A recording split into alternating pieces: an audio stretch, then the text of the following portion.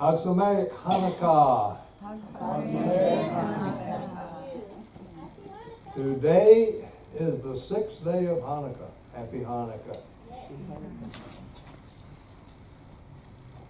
In just a few minutes, we're going to light the 7th candle. And every season of Hanukkah has its own special meaning in our lives, and this one is no exception. There's great expectation and there's great excitement, which we share among ourselves and also with our Jewish community in Israel and all around the world. And it's the time of remembering a miracle, but it's also a time of looking forward to a future miracle, the return of our Messiah.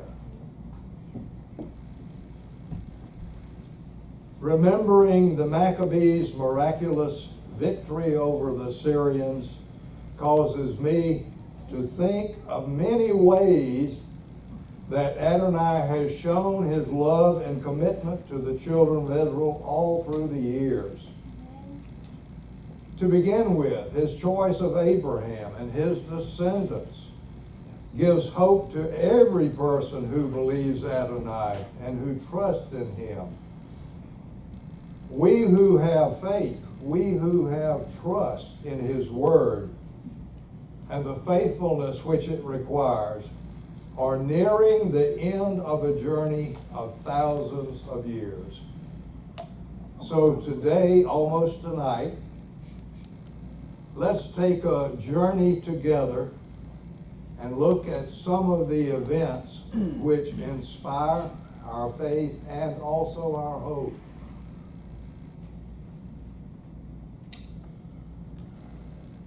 I'll let you read the bold lines when we come to them. I'm not going to read them to you. And the dates are about. We don't know exactly when these are, but that's a long time ago, 2,067 years ago. Yes, I will establish my covenant between me and you and your seed after you throughout their generations for an everlasting covenant, in order to be your God and your seed's God after you. I will give to you and to your seed after you the land where you are an outsider, the whole land of Canaan as an everlasting possession, and I will be their God. What he's talking about here is the covenant of circumcision. And this was the sign of Adonai's promise to give Abraham's descendants the land of Canaan and to be their God. And as we all know, Abraham was chosen because of his faith, because of his trust in a God whom he could not see, but whose voice he heard in his spirit and obeyed. And this is the beginning of the spiritual journey of Israel. Moses said to the people, "Remember this day on which you come out from Egypt, out of the house of bondage. For by a strong hand Adonai brought you out from this place. No hummus may be eaten. This day in the month of Aviv, you're going out." So after harsh slavery of hundreds of years, Adonai rescued Abraham's descendants. His judgment of Pharaoh and his judgment of the Egyptians through the death of their firstborn was the climax of the plagues which he brought against Egypt. The blood of the Passover lamb on the doorpost of their homes protected the children of Israel and their firstborn. 50 days later, Israel arrived at Mount Sinai, and we recognize this today to be the time of Shavuot, Pentecost. After rescuing them from Egypt, Adonai brought them into his covenant at Mount Sinai, a covenant which we understand to be a ketubah, a marriage contract of erosin, that is betrothal. And that betrothal has lasted thousands of years. But now, our nisuin, our actual marriage ceremony with Haben, the Son, Yeshua our Messiah, is drawing near. And much has happened in between. Israel has sinned many times and has earned Adonai's righteous punishment, just as he promised.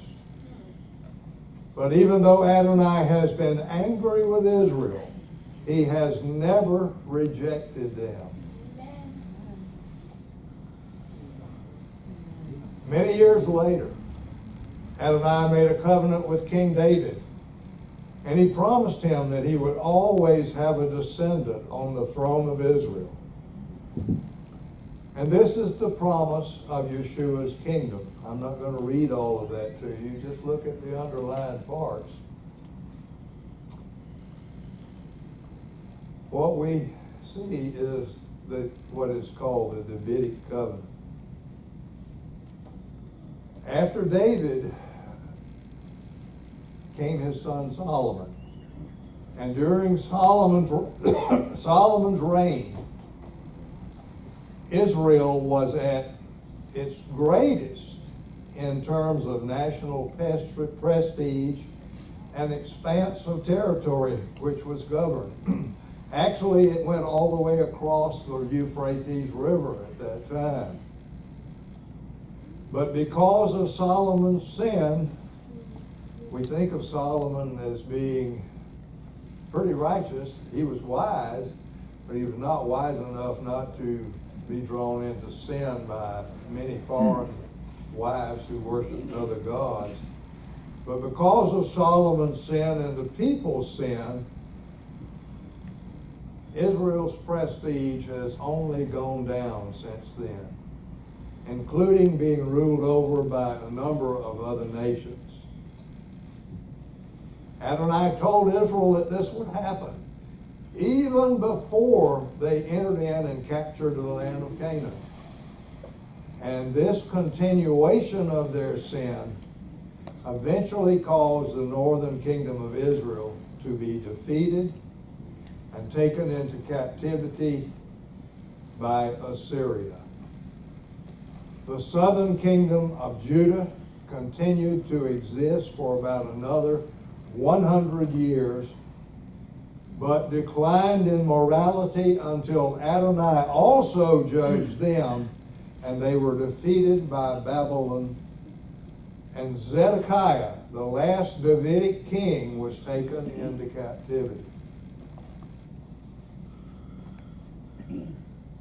But even in this time of judgment and punishment, Adonai gave a promise of a coming new covenant with Judah and Israel.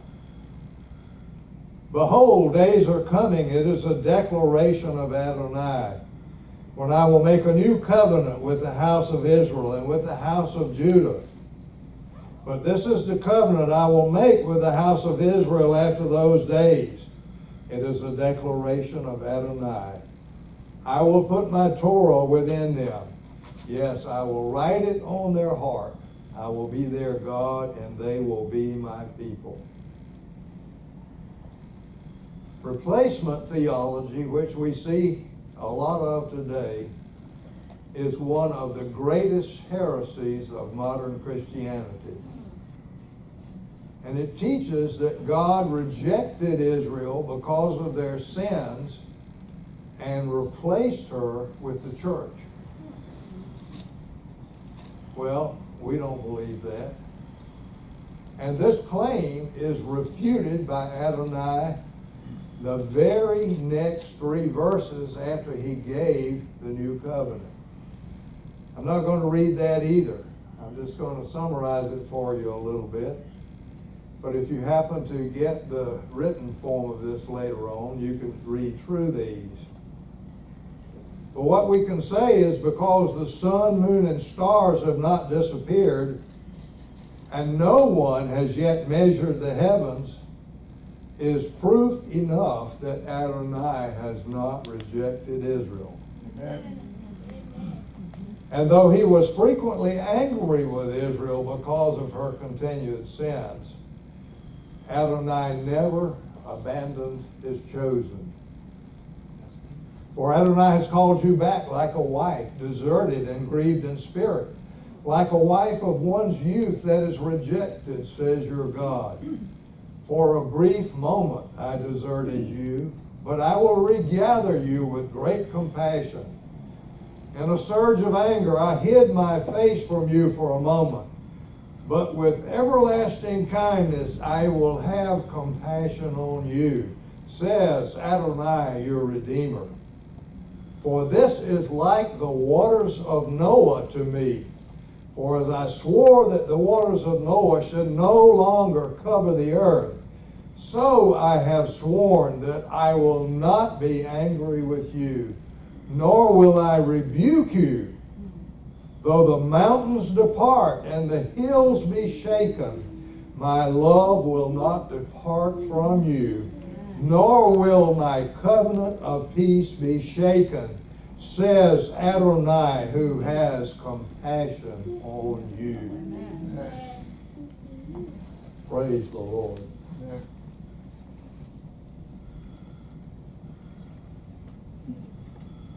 Daniel, as you know, was a captive in Babylon, and he had a number of prophecies while he was there, but one of them was about Antiochus Epiphanes.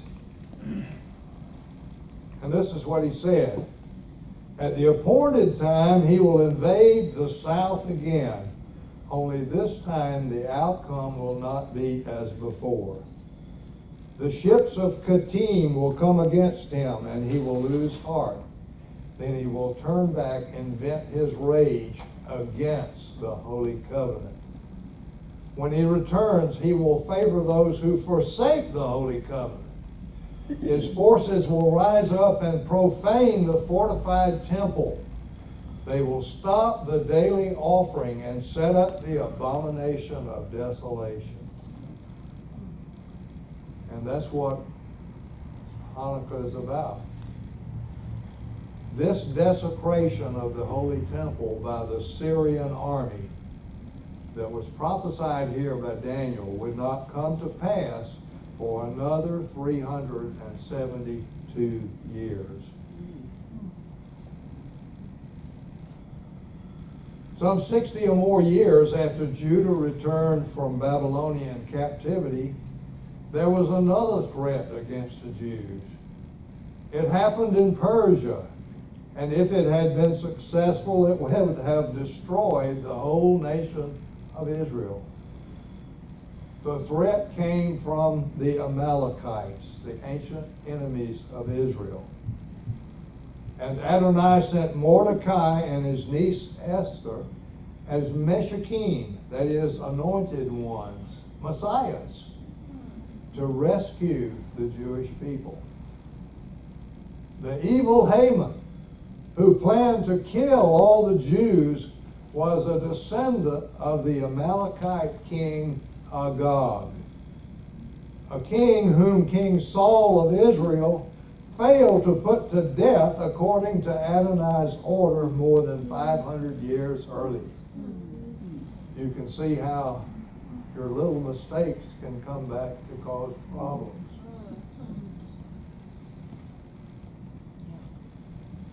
Daniel's prophecy about the abomination of desolation then came to pass. Antiochus Epiphanes, the descendant of one of Alexander the Great's 4 generals, was now in control of the land of Israel. He and his forces sought to bring about Hellenistic, or that is Greek culture, and Greek worship among the Jews.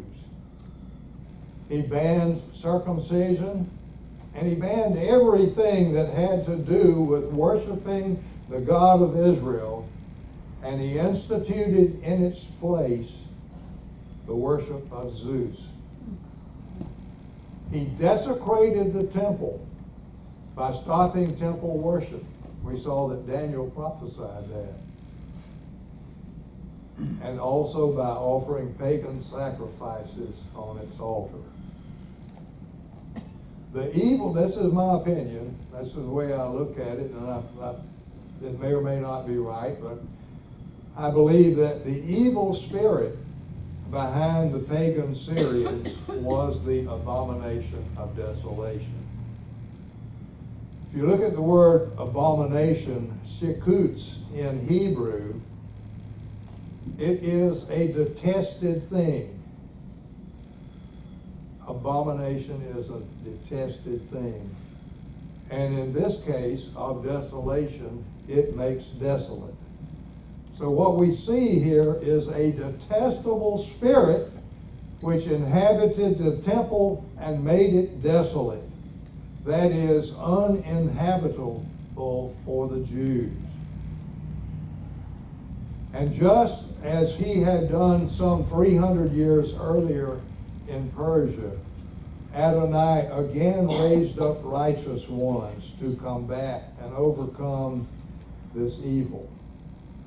And the Maccabees miraculously defeated the much greater Syrian forces and cleansed the temple by bringing about the miracle of oil burning for 8 days.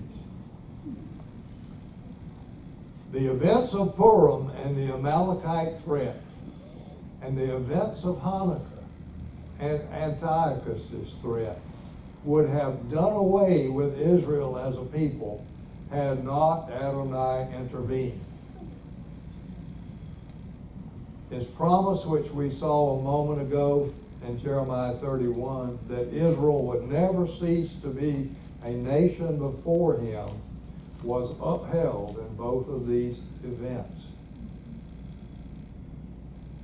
We recognize that it was Hasatan who was the perpetrator and who was the instigator of the actions of both Haman and Antiochus. And we realize that it was not only for the death of the Jewish people that he sought, but also to prevent the future birth of Messiah, which he knew about.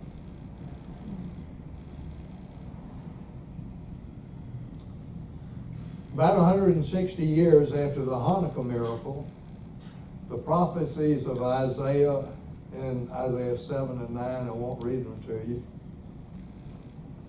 and Micah, which I will read to you, were fulfilled. But you, Bethlehem Ephratah, least among the clans of Judah, from you will come out to me one to be ruler in Israel, one whose goings forth are from old, from days of eternity. And the details of this were given to Yosef, Messiah's adopted father. Behold, an angel of Adonai appeared to him in a dream, saying, Joseph, son of David, do not be afraid to take Miriam as your wife, for the child conceived in her is from the Ruach HaKodesh. She will give birth to a son, and you shall call his name Yeshua, for he will save his people from their sins. Yeshua lived on the earth as a man, a short life of about 33 years. One year during Hanukkah, Yeshua was walking in the temple when he was challenged by the Judean leaders. He responded to them saying, my sheep hear my voice. I know them and they follow me. I give them eternal life. They will never perish, and no one will snatch them out of my hand. My Father who has given them to me is greater than all, and no one is able to snatch them out of the Father's hand. I and the Father are one. And if you remember, they tore their clothes and they jumped about. They couldn't believe what he just said. But actually his words to them were words of hope.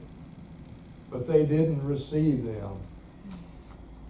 Their eyes were blinded.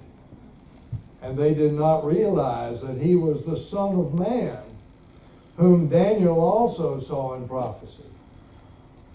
While I was watching, thrones were set up, and the Ancient of Days took his seat.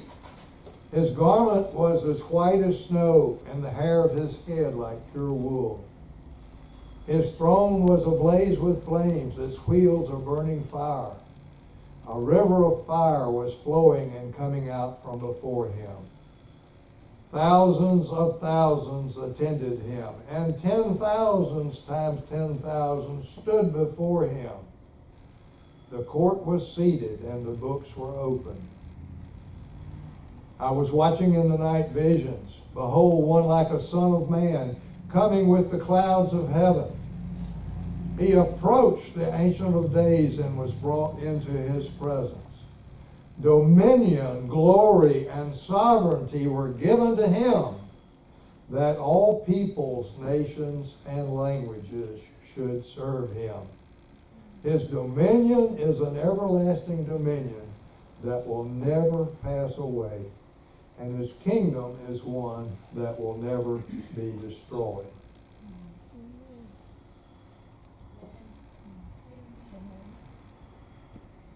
Sitting on the Mount of Olives during his last week of life on the earth, he said, "So when you see the abomination of desolation, which was spoken of through Daniel the prophet, standing in the holy place, let the reader understand. Then those in Judea must flee to the mountains."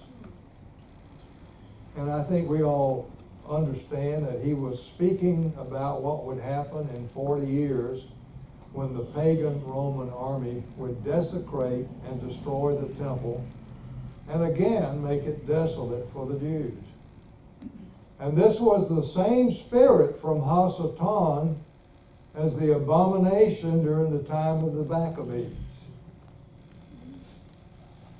Just a few days after he said this, Yeshua died on the stake as the Passover lamb slain for our sins.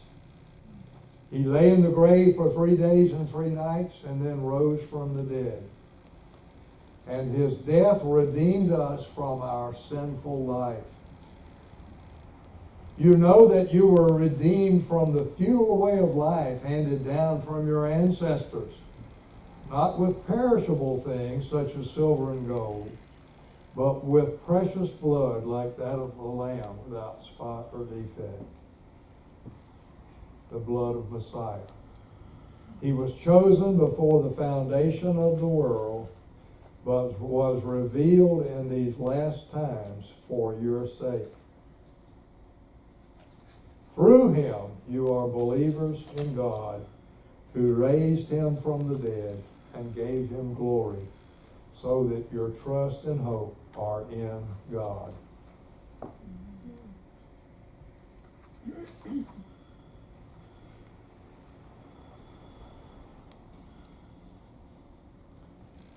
Now these are the words that Adonai spoke to Israel and to Judah. For thus says Adonai, we heard a sound of trembling, of dread. There is no shalom. Ask now and see whether a man can give birth. Why do I see every man with his hands on his loins like a woman giving birth? Why have all faces turned pale? Oi! For that day is monumental. There will be none like it. A time of trouble for Jacob, yet out of it he will be saved.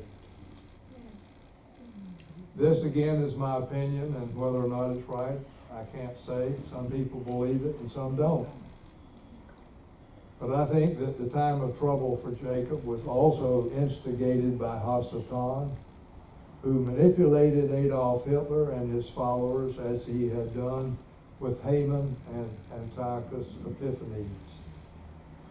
6 million Jews plus unnumbered gypsies and other innocent ones were murdered. But Jacob, the Jews, were saved from this time of trouble. And this time of trouble set the stage for Adonai's plan to continue to unfold. After almost 2,000 years of being controlled by Gentile nations, Israel became a sovereign nation again. On May 14th, 1948, David Ben-Gurion said, "We hereby proclaim the establishment of the Jewish state in Palestine to be called Israel." Amen. And we know that 2,700 years earlier, the prophet Isaiah had said, "Who has heard such a thing? Who has seen such things? Can a land be born in one day? Can a nation be brought forth at once? For as soon as Zion was in labor, she gave birth to her children. Will I bring the moment of birth and not give delivery, says Adonai? Will I cause, who caused delivery? Shut up the womb, says your God. Rejoice with Jerusalem and be glad with her, all you who love her. Rejoice for joy with her, all you who mourned over her." The nation was proclaimed, but Hasatan continued to incite, and this time it was the Muslims and the Jews who had come to Israel out of the time of Jacob's trouble in Europe had a terrible fight before them. But with Adonai's help, they won a miraculous victory. Amen. Then after several years of relative peace, Israel was once again attacked by the Muslims. What looked to many as certain defeat was once again a miraculous victory on all fronts and against a much superior force. On June the 7th, 1967, prophecy was fulfilled. Israel regained control of the city of Jerusalem for the first time in more than 2,000 years. The recent movie, which I think most of us saw, In Our Hands, filled us with excitement and it filled us with holy pride as we saw a depiction of the hand of Adonai at work for his chosen people. But Yeshua himself had prophesied that this would happen. Speaking of the events 40 years in the future, when the Romans would destroy the temple and take control of Jerusalem, he said, they, I added that, the Jews there, will fall by the edge of the sword and be led away captive into all the nations. Jerusalem will be trampled by the Gentiles until the times of the Gentiles are fulfilled. During the coming 2,000 years after the year 70, Rome controlled Jerusalem. Muslims controlled Jerusalem. England controlled Jerusalem. And Muslims once again controlled Jerusalem. But in June 1967, Jerusalem was no longer under Gentile domination.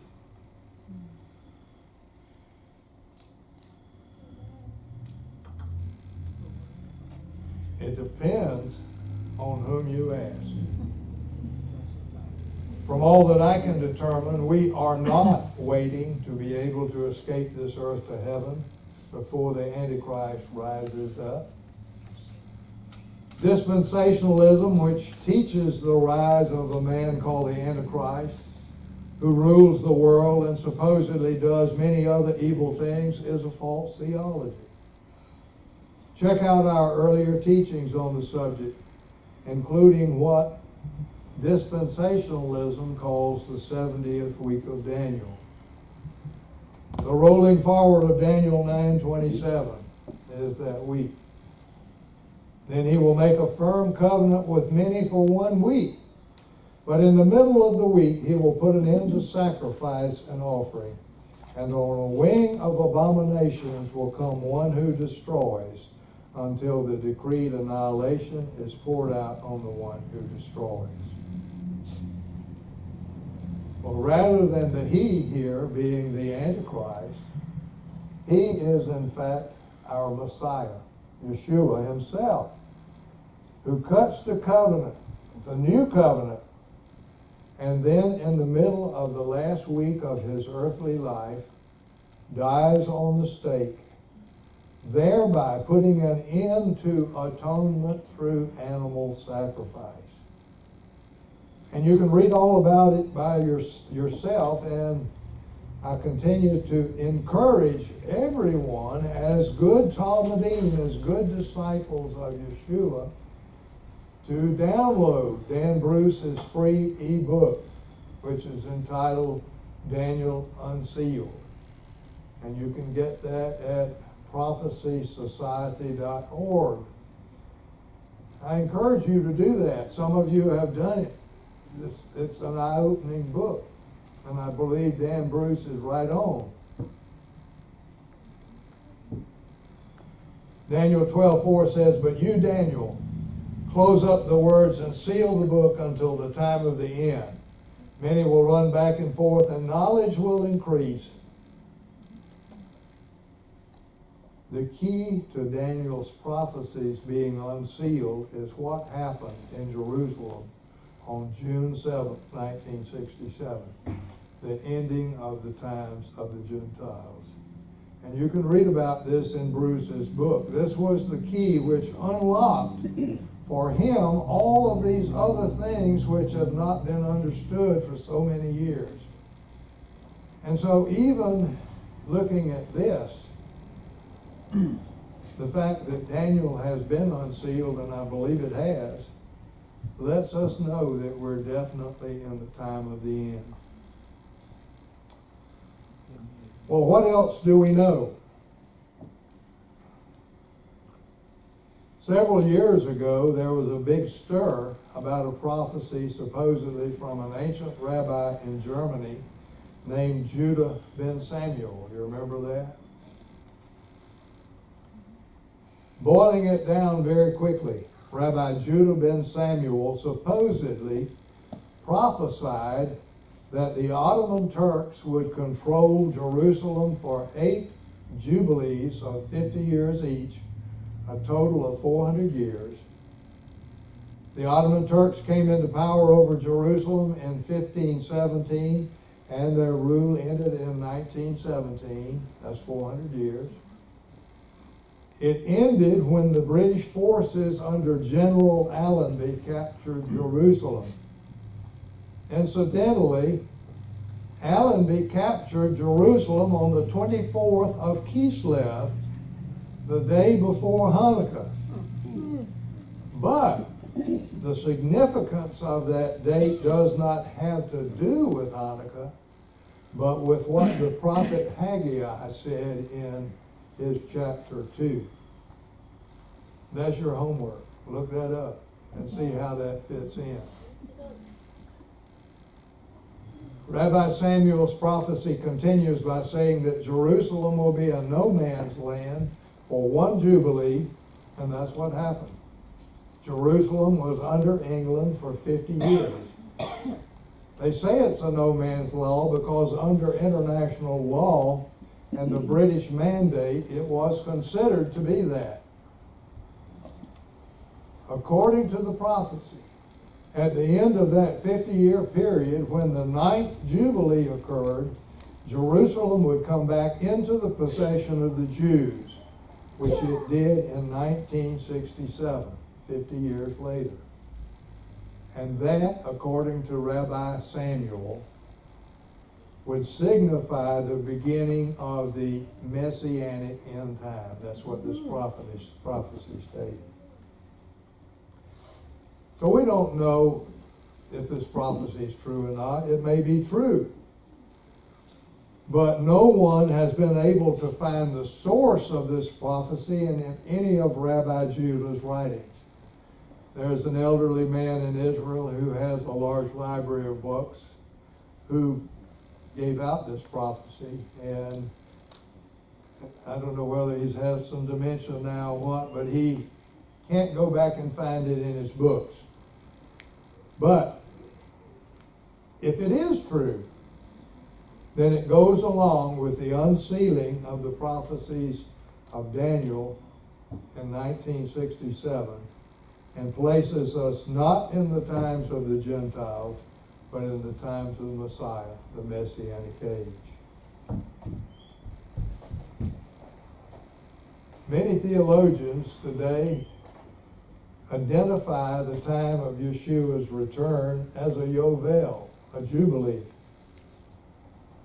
But according to some Jewish sources, Israel has not celebrated a Jubilee since about 736 BCE.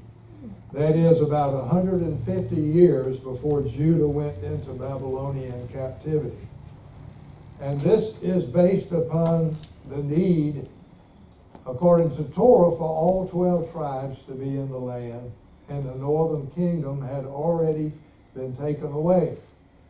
So that's the last time that it was officially celebrated.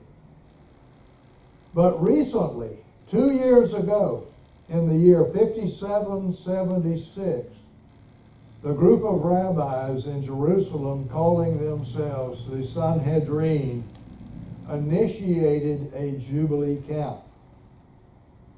Whether or not they have the authority to do this is unknown. But based upon their count, which began 2 years ago, the next Yovel, the next Jubilee, will occur in 5826. That's 2064. Well, I think quite a few of us in this room will not be here if that is correct. But I'm not so sure that it is. Apparently today one of Ezekiel's prophecies is coming true, and I thank Patty who sent me that information. According to Ezekiel 47, in the end times, fresh water will flow out of Jerusalem into the Dead Sea and make it fresh. Then he said to me, these waters go out toward the eastern region. They go down to the Arabah and enter the sea. When they arrive at the sea, the waters of the sea will flow and become fresh. It will be that every living creature that swarms will live wherever the rivers go. There will be a very great multitude of fish, because this water goes there and makes the salt water fresh. So everything will be healed and live wherever the river goes. And this apparently is happening. I'm quoting from an article from the December 6, 2018 issue of Israel Today. Quote, in short, the Dead Sea is coming alive. Fresh water is now flowing into this Rift Valley expanse that has been unable to support life since the destruction of Sodom and Gomorrah thousands of years ago. Useful only for drawing tourists to sample its healing properties while floating unsupported.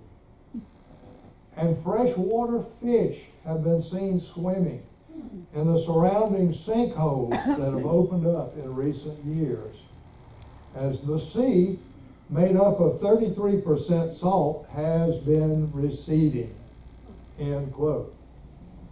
So apparently there are quite a few of these freshwater sinkholes right around the edge of the Dead Sea. And although to our eyes and everyone else's eyes it appears to be drying up, those of you who have been to Israel, who went to Israel with us in 2003 and then went back, every time we went back it was further out. And now basically they just closed up the spa that was there at En Gedi because the water's out so far. But although it appears to be drying up, fresh water is apparently beginning to flow into it. And that is exciting. That is exciting. So I would say we are living in the time of Messiah. No one knows when Yeshua will return, and we never have, and we don't want to set any dates. But Yeshua has the authority to declare a jubilee whenever the Father orders it. And when it occurs, it will be a fulfillment of the spiritual picture of the festival of Sukkot, the great harvest festival. But we must also remember Yeshua's words. But of that day and hour no one knows, not even the angel of heaven, nor the Son, except the Father alone. For just as the days of Noah were, so will be the coming of the Son of Man. For in those days before the flood, they were eating and drinking, marrying and giving in marriage, until the day Noah entered the ark. And they did not understand until the flood came and swept them all away. So shall it be at the coming of the Son of Man. As we read just a few moments ago, I was watching in the night visions. He approached the Ancient of Days and was brought into his presence. Dominion, glory, and sovereignty were given to him, that all peoples, nations, and languages should serve him. His dominion is an everlasting dominion that will never pass away, and his kingdom is one that will not be destroyed. We are now more than 2,000 years, about 2,150 approximately, past the time of the Maccabees. And Hanukkah continues to be a time of hope for us. It especially reminds me of all of Adonai's promises and his loving care for the children of Abraham throughout the centuries. How they were chosen to be a nation of priests, through whom would come the Messiah, and then the promise of salvation for both Jew and Gentile. As Yeshua's Kala, his bride that was chosen at Mount Sinai, we are still in Erosin, the betrothal phase of marriage. But soon we will be joined with our Katan, our bridegroom. We will be joined in Nisuin, the actual marriage ceremony, and then we will celebrate with him at his marriage supper, as we're told in Revelation 19. Still, there are things that must happen. The current version of the abomination of desolation is on the Temple Mount, making it desolate for Jewish people. But Adonai will deal with that in his time. But regardless of what happens around us, we, Yeshua's faithful Talmudim, will not be caught unaware. Shabbat Shalom. Shabbat Shalom.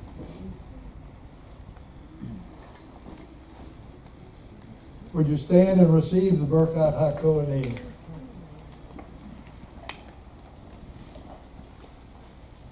Adonai bless you and keep you. Adonai make his face to shine on you and show you his favor. Adonai lift up his face toward you and give you peace. Yevarekeka Adonai v'yishmareka. Yair Adonai panavileku v'kunehika. Yisa Adonai panavileka ve'yasim leka. Shalom.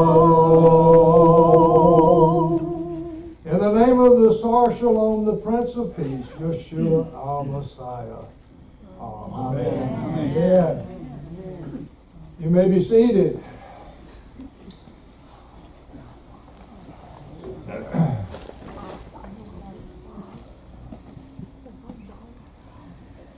think